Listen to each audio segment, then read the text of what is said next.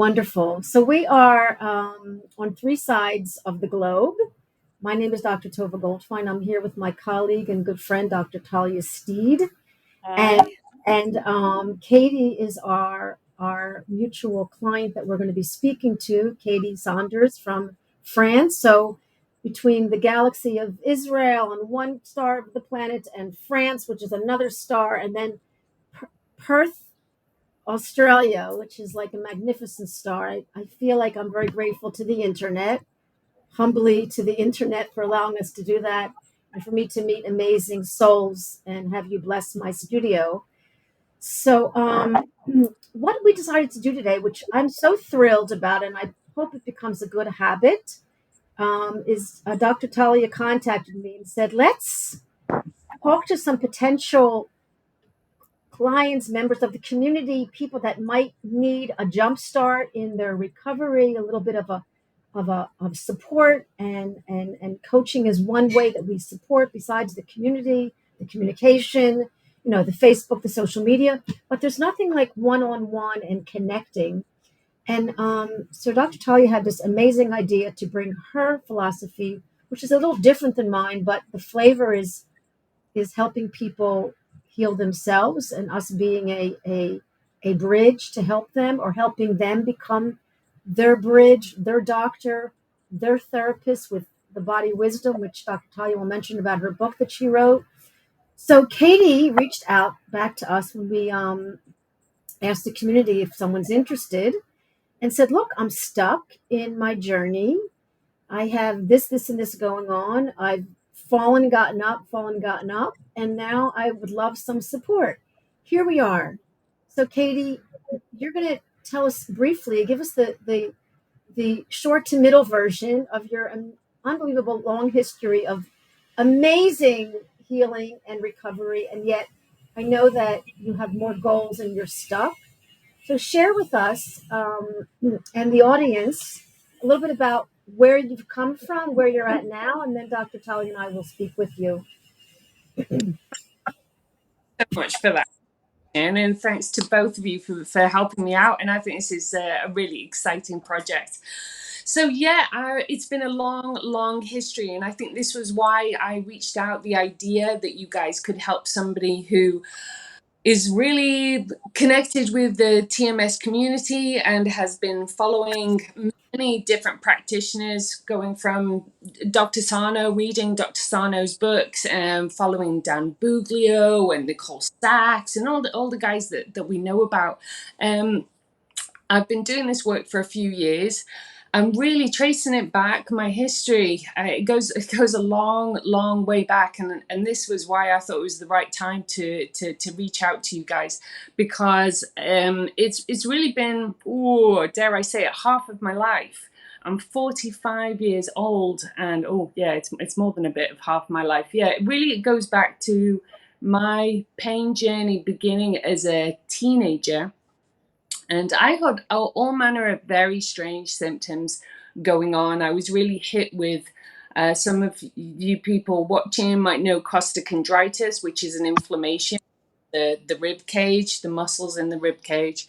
And really, I had awful sensations of it, feeling like a heart attack. I ended up in hospital twice because I had to call for an ambulance because I really did think I was having a heart attack. And then I had lots of other strange symptoms that came in, some back pain. And in 2007, I finally was given a diagnosis by my doctor of fibromyalgia, which you think, yeah, great, I've got a diagnosis. But unfortunately, that opened a big can of worms, because it was really kind of like, oh, here's some pills, let's see if these help. And the pills didn't really work. What a surprise. So I was taking amitriptyline for a while. We moved, myself and my partner, we came to France. And then within a year of coming to France, I had an episode of, I'm a jeweler, and I was stone setting one day, and I was kind of going crazy. I was working really hard in the studio, and I ended up causing a massive flare up in my elbows and in my wrists. And the next day, after this crazy day of stone setting, I came down to my husband and I was like, dude, my arms don't work anymore. This, like, it was the only way I could describe it. They didn't work anymore. And for a long time, for a long, long time, it was so bad, the joint pain, that I couldn't open the fridge. I couldn't pick up a ceramic mug. I had to have my drinks out of plastic cups with straws. It was really difficult. I couldn't cut up my food.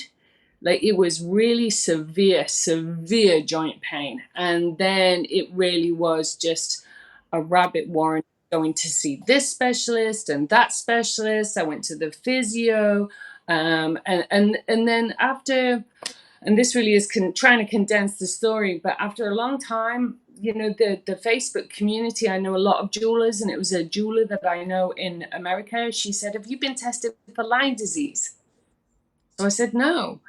So she was like, this is something that you really should check out. So I was like, okay.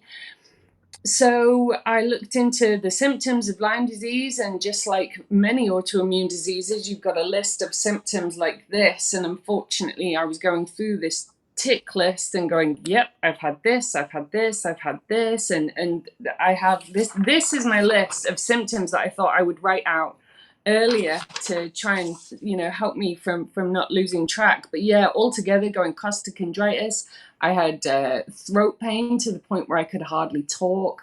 I've had neck pain, I've had back pain, I've had trigger points everywhere, I've had eye pain and blurred vision, I've had ear pain, I've had tinnitus, I've had TMJ, I've had nausea, joint pain, and sciatica. So it is just this insane list of things that have, and there's been fluctuations along the way.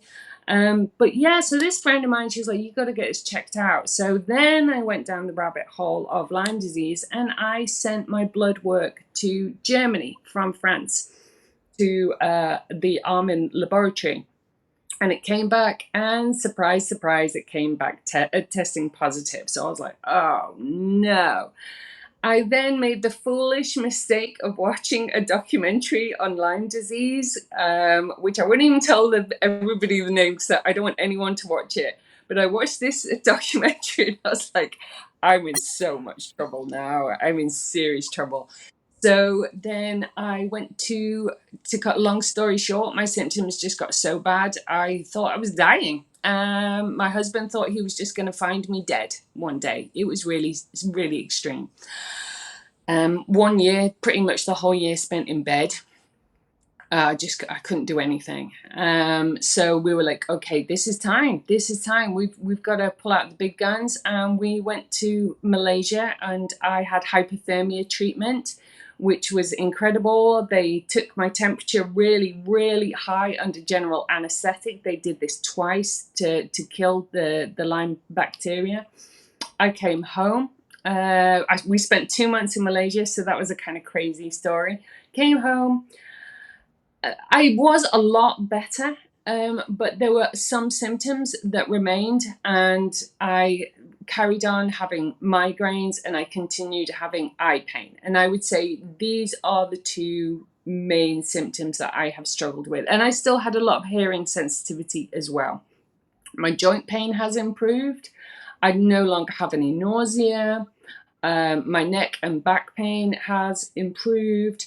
But we just have these residual symptoms that even the eye pain has got dramatically better.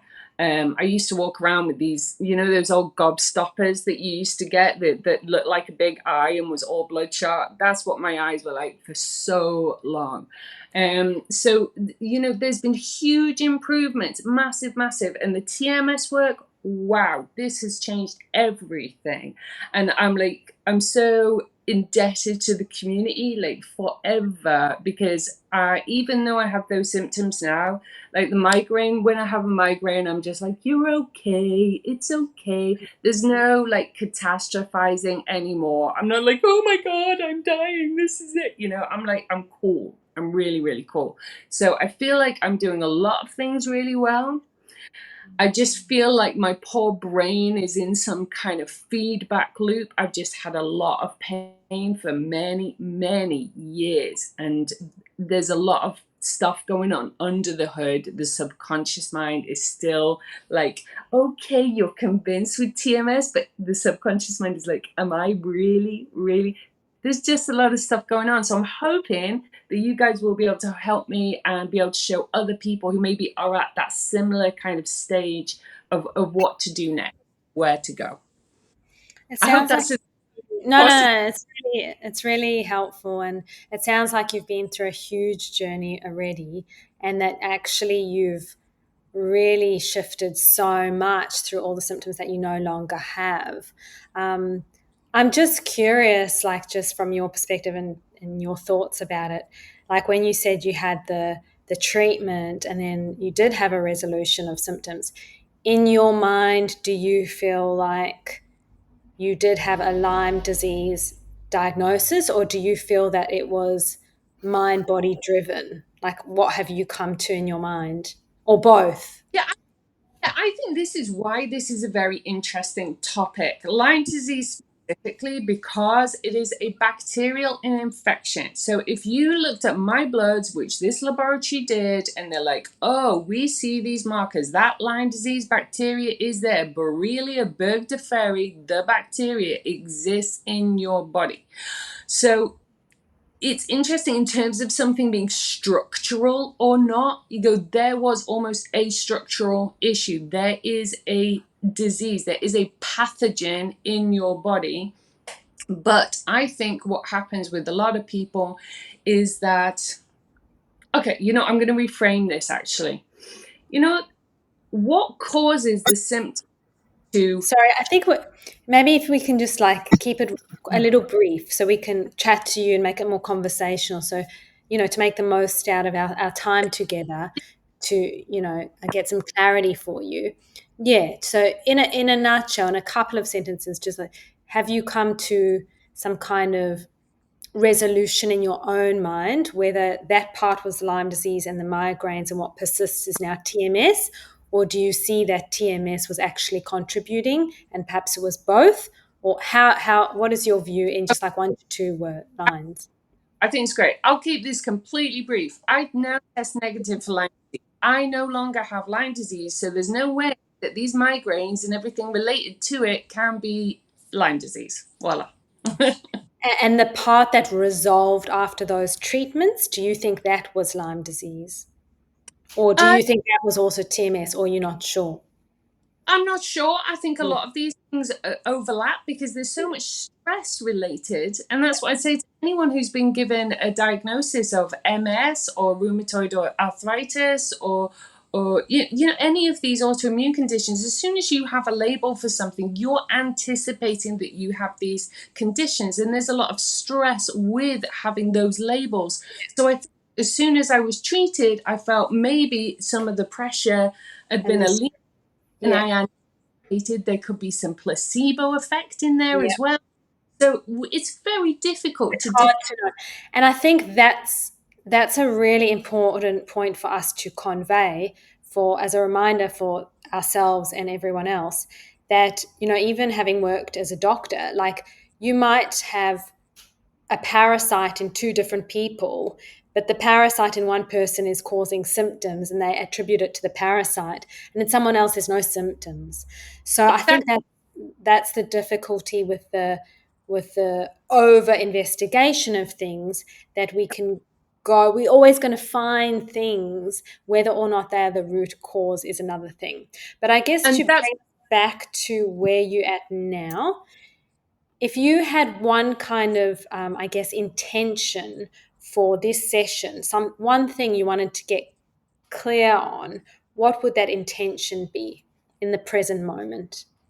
okay. In the present moment, having spoken with Dr. Tovah over the last week, I think the thing that a lot of people come back to is the issue is how to push yourself, because, and we were talking about with this with Dr. Dan Ratner the other day, is going, there is so much information out there, and some people say you got to push through it, you got to push through it, and other people are like, oh, you got to stop trying to fix yourself, do less, chill out, relax more. And I think often there is this contradiction sometimes, and it's difficult to know how to, how far to push yourself. Only this week I've already started doing a little bit more exercise and kind of trying to really work on the dialogue within my brain when I'm trying to stretch and do things like that. So I think as a general conversation about how to get back into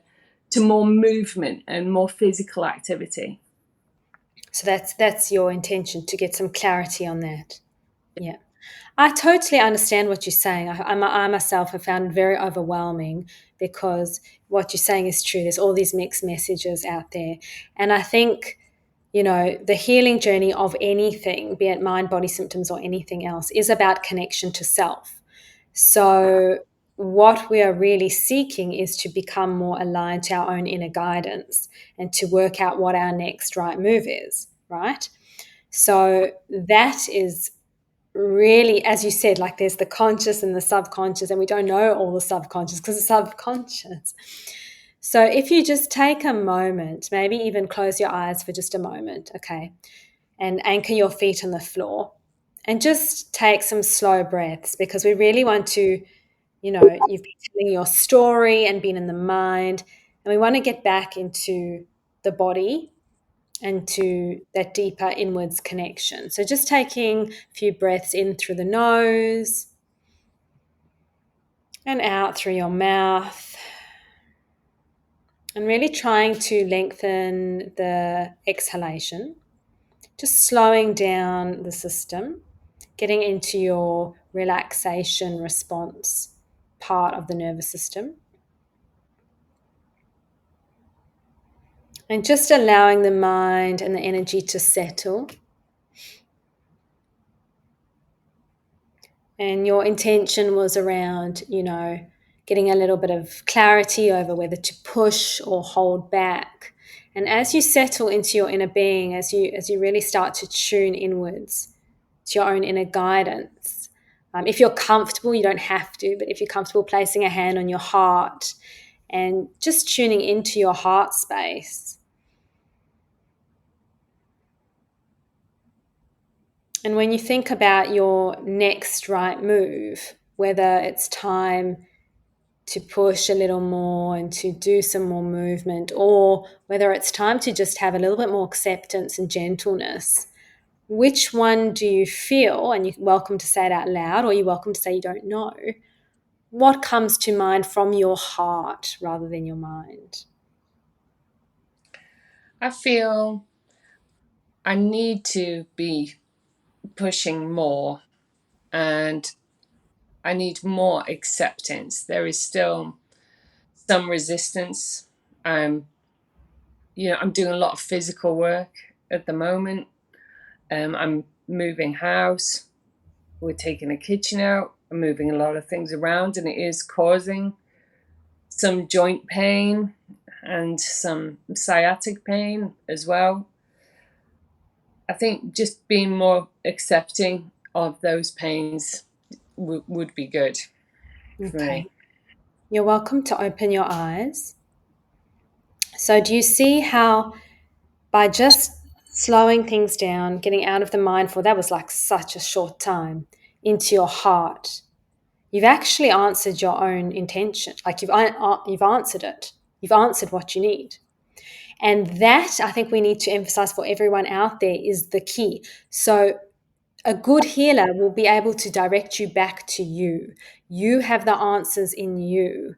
And you've just told us you need to cultivate that acceptance with a little more gentle, activity, and then tune in the next moment. There's going to be no blanket way of operating for the next month, never mind year, never mind lifetime. So it will be a process of tuning in more and more. After getting all the information from out there, maybe now it's time to step back from that and start the process of connecting in a little bit more. What do you think about that?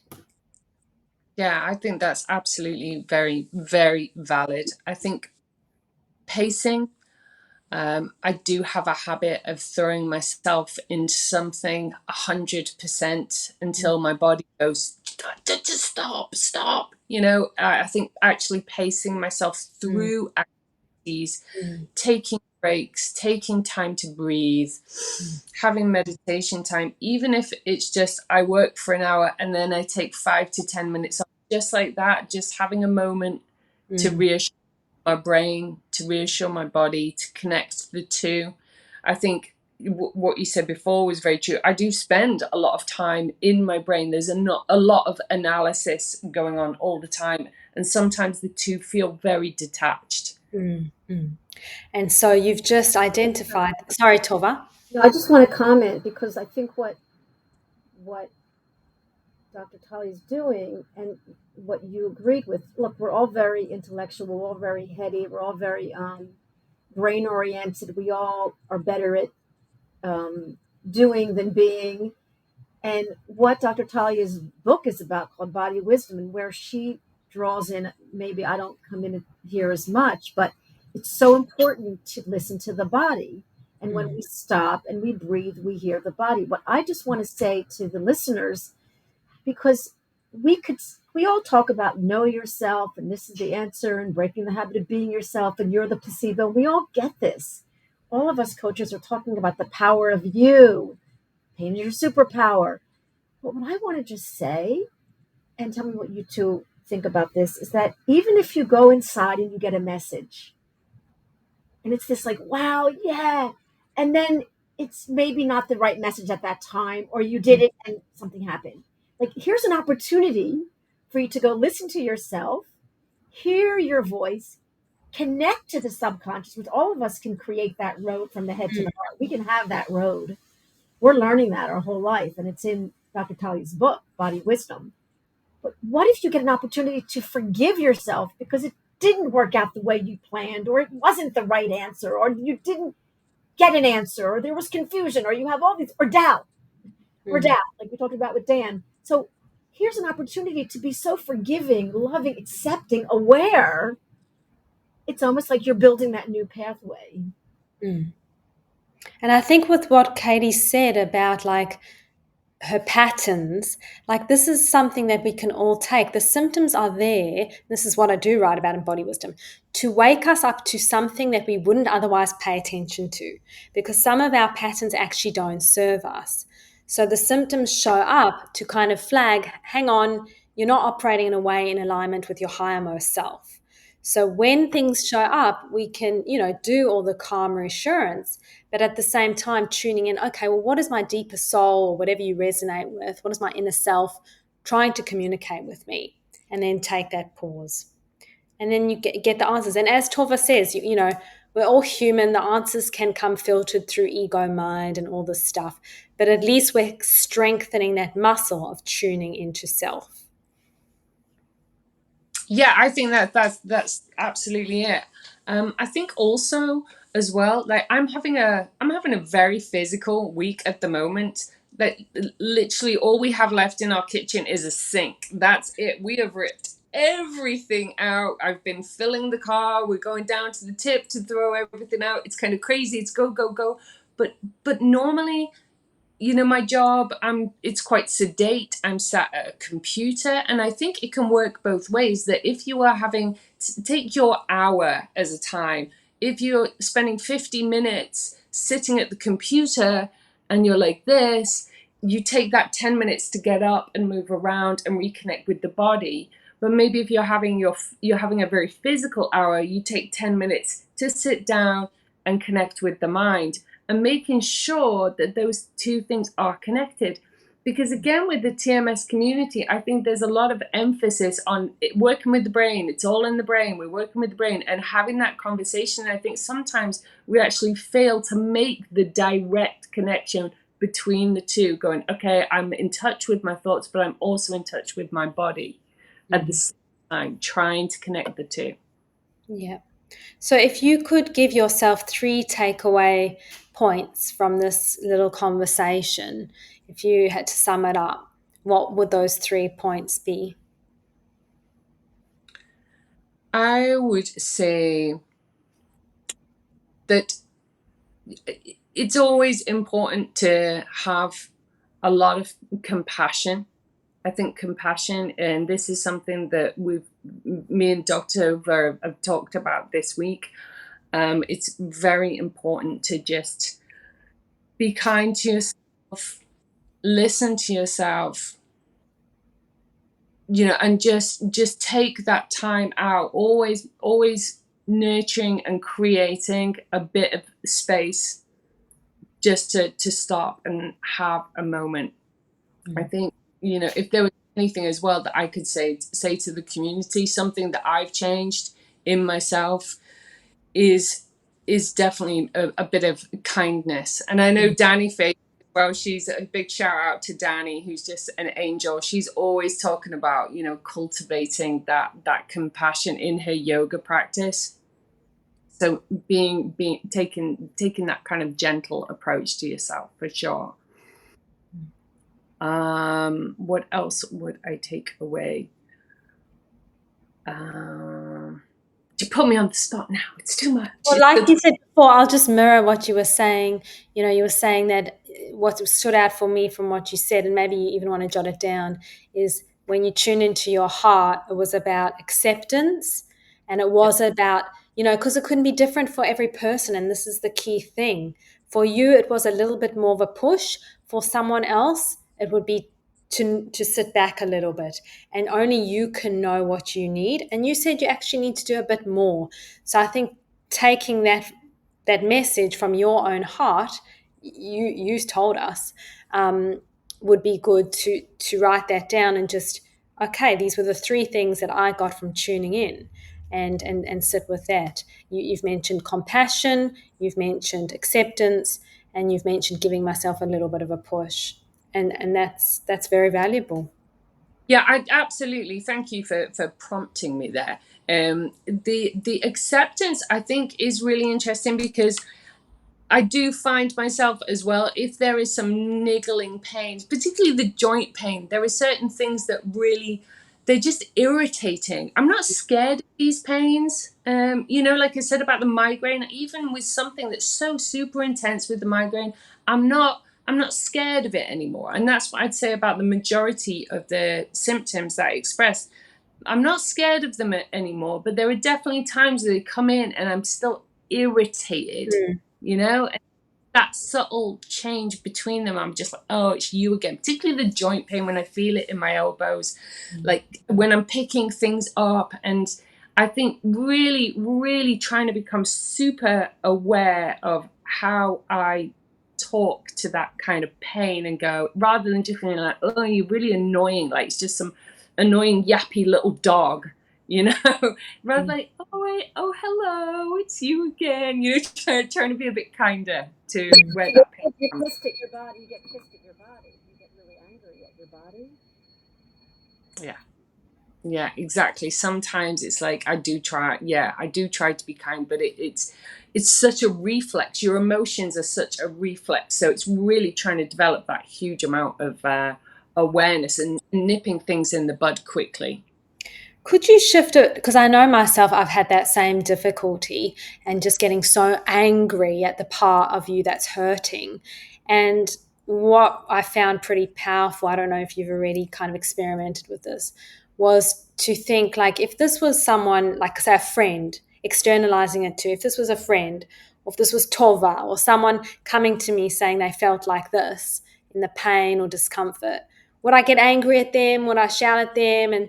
Or would I say, oh no, like that's really hard? So I think treating that part of our body where something's showing up as we would someone we love, oh, you're hurting again. Like that, I found quite a powerful shift, because I thought, geez, that experiment they do with water, and you project all the negative energy onto one and all the positive energy onto another.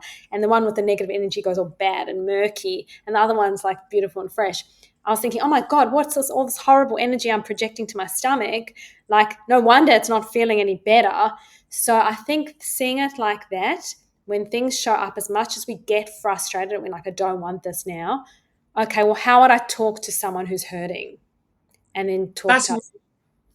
Wow, that's really good. That's a really great idea. Actually, you know, now on, my elbow is going to be Dr. Tovah, and I'm going to speak so kindly. Yeah. Really, Yeah, you could some part that like you love and you're like, no, yeah. you hurt.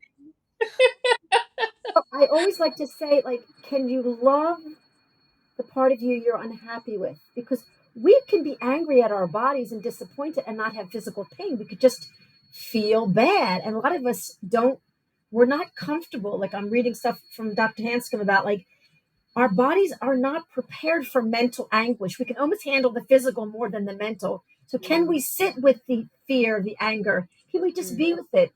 And I want to use this platform and get your both opinion to bring up, because many people are stuck, and we're talking intelligent people. We're talking, and people with TMS are intelligent, sensitive people, and they are stuck, like super stuck and super getting in the way of themselves because they are with others. They're busy. They're playing tennis. They're in school. They're with their boyfriends or with their family. Everything is fine. But then when they're alone and they're with themselves, they become more anxious, more irritated, more symptomatic, even more frustrated, feeling stuck. So, what can we say about when because we're talking about this, when we're with ourselves in this relationship with ourselves and kind of accepting, loving, being aware, compassionate? Why is that so difficult for some of us? And where can we help people break through? Because that's got to be a muscle they have to build, being alone, being comfortable with that space, that silence. What do you two want to say I about think that? that plays to a really deep, like a very deep part of being a human, not wanting to be alone and feeling isolated and lonely. And it's interesting that you said like people that can drive symptoms. And I think that is a journey for all of us, how to learn to really be on our own and find our joy and cultivate that relationship with self, and really find that fulfillment from within or nature or whatever we're doing, being in flow, cooking, music, and I also have noticed that like when you're on your own, things can flare up. And for those where that happens, again, it's a flag from the soul. You need to take time to cultivate that relationship. That's it. That's the name That's of the next book. really because that's, I mean, why else? What? Because being alone is the perceived, in Dan Bugler's terms, that's the perceived danger. So yeah, I think that's a whole journey. I think isolation, is a big topic as well. And I think so many of us, either we actually are isolated because in my scenario, I haven't had friends and family around to help me, to help take care of me, even just from a kind of boosting morale point of view. Often there's so many of us who are just having to pick ourselves up day after day, month after month, year after year sometimes. And I think that's the thing. This is a really important issue that in terms of the community trying to develop, I would love to see a space where people can actually talk face to face with each other. And one of the things that I've thought about is about developing our group where we speak face to face, because I had such terrible joint pain at one point that I couldn't type. I couldn't even read. I really struggled with reading. I didn't pick up a book for about 3 years because I couldn't read. So having a space where people could actually meet face to face on camera as well, and just to kind of go, oh my days, you won't believe the kind of week that I've had. Because you know what? When you're trying to deal with TMS and you've recognized that it's TMS, most of the world's going to think you're crazy, man. It's just Yeah, like, what? and like you were saying with the mixed messages, then like there's the thing about not telling people, because if you tell people, you just like solidifying that identity. It's really tricky. But I'm just mindful of the time because I have to finish up soon, in the next few minutes. Is there anything else you'd like to say, Tova or Katie? No, I'm good. Thank you so much. Thanks. That was a massive help today. Thank you to you both. For this recording will be up on the round table. there'll be information to ask questions to Dr. Talia and myself. And I think, Katie, if somebody has some questions for you, I can give them your Facebook page and they can connect with you. I know that you feel this need to like give and help as you are still in your recovery process. So I appreciate that so much. And I think we'll meet again at some point with someone else. Maybe we'll meet with you in a few months and see how you're doing. Good luck with your move. And you're really amazing. Deep breathing. Thank We send you breaths and blessings from our home to yours. And thanks for joining us here. And Dr. Talia, we'll meet again. Yeah. Anything Yes. else you want to say on closing? No, thank you, Katie. Thank you so much. And thanks for being our first guest on this. And we hope more people will volunteer. It's not too scary. Not at all. Oh, you girls looked after me very well today. Have a wonderful rest of the day. Bye. Yeah.